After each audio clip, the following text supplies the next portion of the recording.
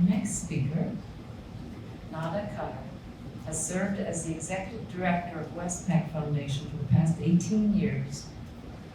WESPAC was recently recognized by the City of White Plains as a leading force in Westchester County for peace and justice work for over 4 decades. Nada has been a student of PROUD, Progressive Utilization Theory, for almost 30 years. PROUD is a vision for a just and peaceful world with an economy that works for all people and is based on local self-reliance, cooperation, guaranteeing all people the minimum necessities of life, and ending poverty. Welcome, Martina. Thank you, Beth, and thank you to all the people who worked hard to put this together. I really appreciate the effort and energy that went into this, and I'm enjoying learning from the other panelists. So I've come today from White Plains, New York. It's in Westchester County, New York.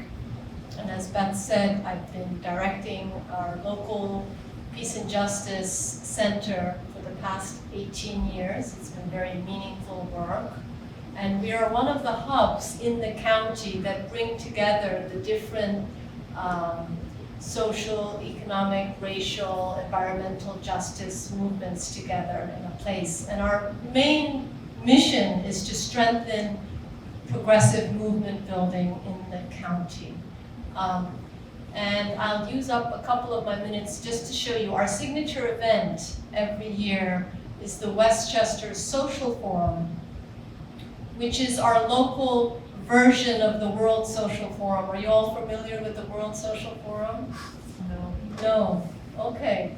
So the World Social Forum started in 2001 in Brazil, and it started in response to the World Economic Forum that takes place every year in Davos, and it's where the elites of the world get together and decide economic policy that negatively impact the rest of the globe. And so the people in the global south, in developing countries, and outside of the Western world said, well, wait a minute, why should a handful of people decide economic policy that affects all of us without our participation, without us having a say? So in 2001, the first World Social Forum convened in Brazil, and it was attended by thousands of people.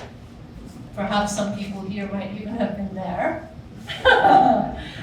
And it's basically a space where the grassroots come and say, we have urgent issues facing the planet. The people themselves will come up with solutions for these crises. And politicians and electeds are allowed to attend, but are not allowed to speak at social forums. They have to come and listen to what the people are saying. So in the United States, we've had 2 US social forums, and WESPAC, in 2009, we started organizing our local Westchester Social Forum. So this is a clip from a couple of years ago, and I have to tell Steve, we actually used the services of the Interpreters Cooperative of New York City to come to our social forum. We did, so we're proud that we're supporting cooperatives with this. So Don, go ahead.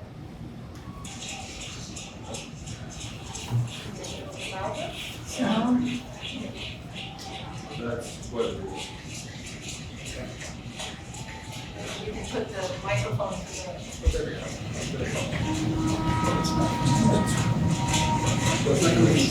It's coming from this one. I'm here at the Westchester Social Forum because I believe in uniting across community and working towards a better common future, racial justice, gender equality, liberation for all people.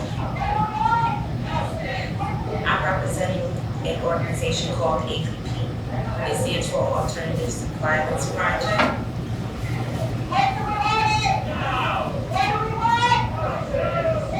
I'm here at the Westchester Social Forum looking for water watch.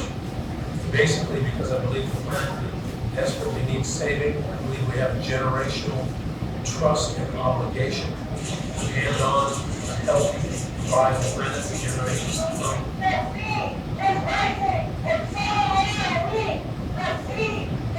The sea is rising and so are we.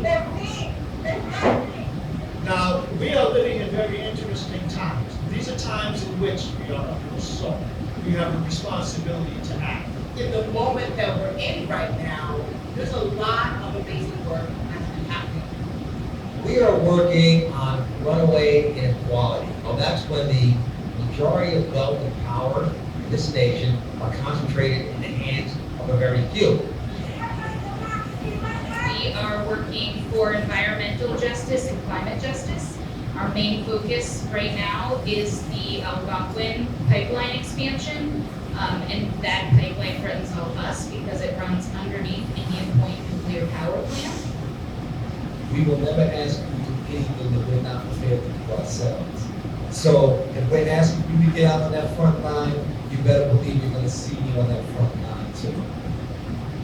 Y este es un momento muy triste, difícil para la comunidad inmigrante en Casanova.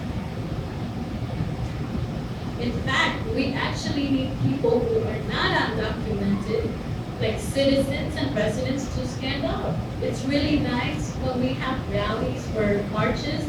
That, for instance, me as a dreamer, I have someone who's actually a citizen who's right next to me, marching together with me. Thank you very much for your support, and together we will win. Thank you.